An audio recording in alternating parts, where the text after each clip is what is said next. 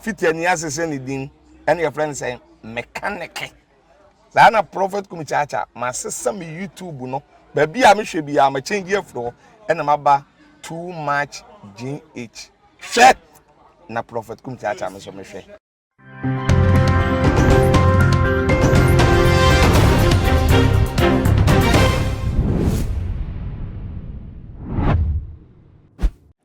Medofo memo akwa abakase pa edeba too much GH so na ensemu a etwagu e wo man Ghana mu no sei de aye kase papa ama obi ehun se se na dadie bi etwa dadie bi mu anase den ye nyina yenim eye Tema Wuntumi issue a enei eye Afia Schwar na Mcbrown program o hosting ni kama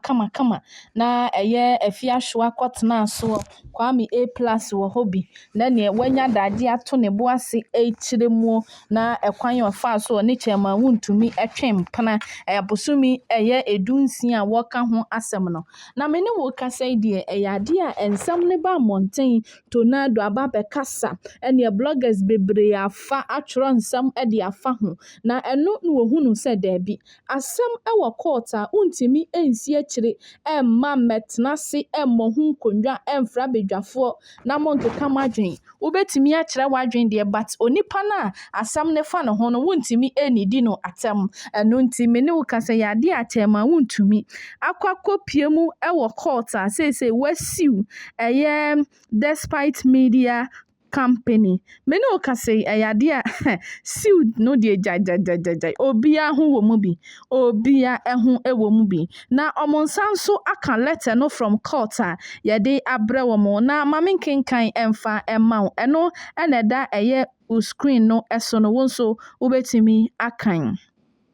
in the Supreme Court of Judicial in the High Court of Justice Tema AD 2022 suit number and also E2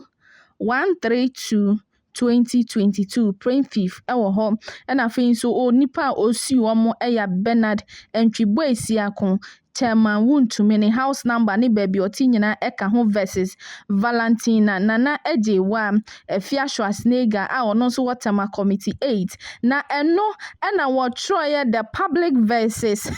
United Showbiz and UTV na afin so no Dr. Fada Dixon nenso ehun akwadwam Felicity ama agemai eno na din ne eye Empress na Mcbrown na chese ne di ankasa enei ayira yentai mo eye Felicity ama agemai yesiu no ansa na Afia Schwarzenegger so yasan chini biemu a mene wo kasa de Kwame A+ eka ho sanso na eye Emmanuel Bernard enso eka ho Mr. Logic sani pay eyade a court atiomo content a wo kiremu ana chese ensemu a wokekan edefa eye Tema Wuntumi honom enya de a etwa yie kura na yanim se nya omonko ana na omotu hobi na Arnold enso eto na enso no ohwe eye contempt letter ya abayi a na chese sani pa mienu wodin enka ho bi no wo kiremu sen ohwe ensemu a yebisa omo edefa Tema Wuntumi case ne ho a anu yi a wode maaya no na ne kwanso ano no wo kire omadwen enya de a wodidi no atem but enipa esi nkonwa edefa ho no na eneyin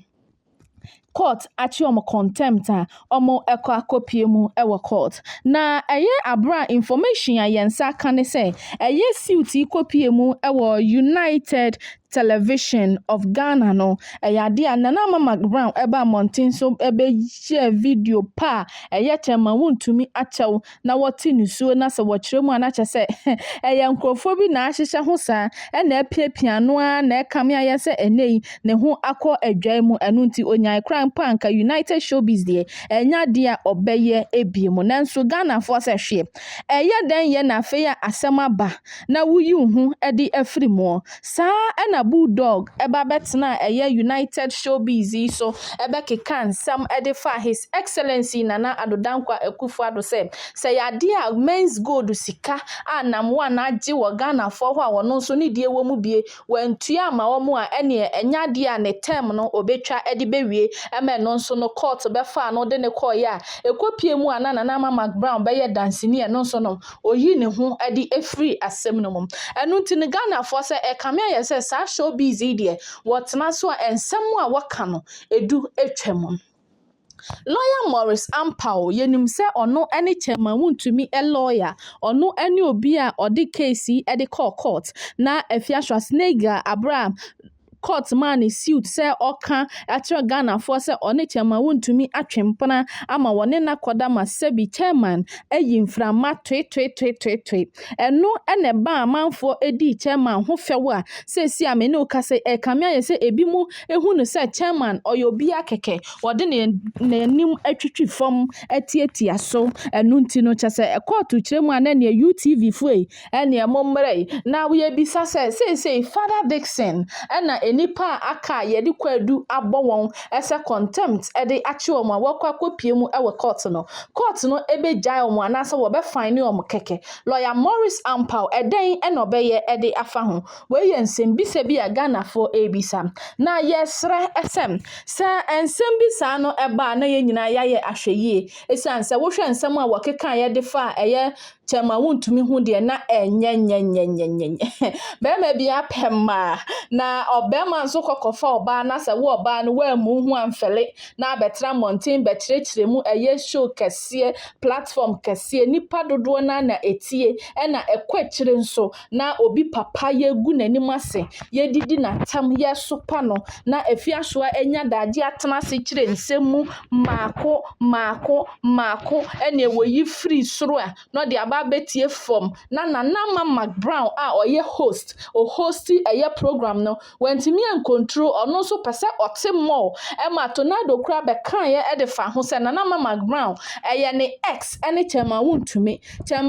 jaye ojaye no ahye no enu nti eno ma Afia Schwar ho kwan mo keka nsem sa e de fa eye Tema Wuntumi ho ma Kwame A+ ene logic so e de woma no e de tumu bi say de ensem no akwakopie mu wo court a contempt achi womo ye nti no ye nyina ye ka na ya very careful ye de ani bedi akire na ne ebefiri mu abanso no ye de ebeba abesom say United Showbiz for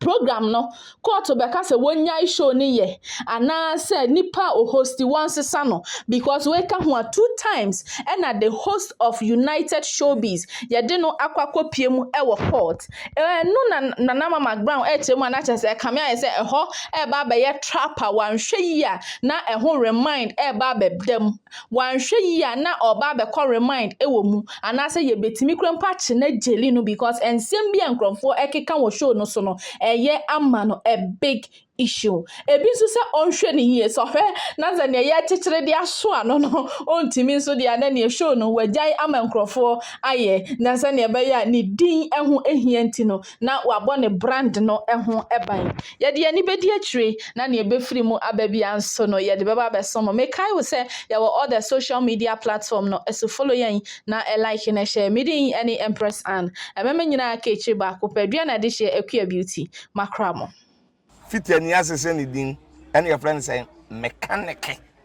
na prophet kumichacha ma sesa me YouTube no ba bia me hwe bia ma change afro and maba too much gh shit na prophet kumichacha me so me hwe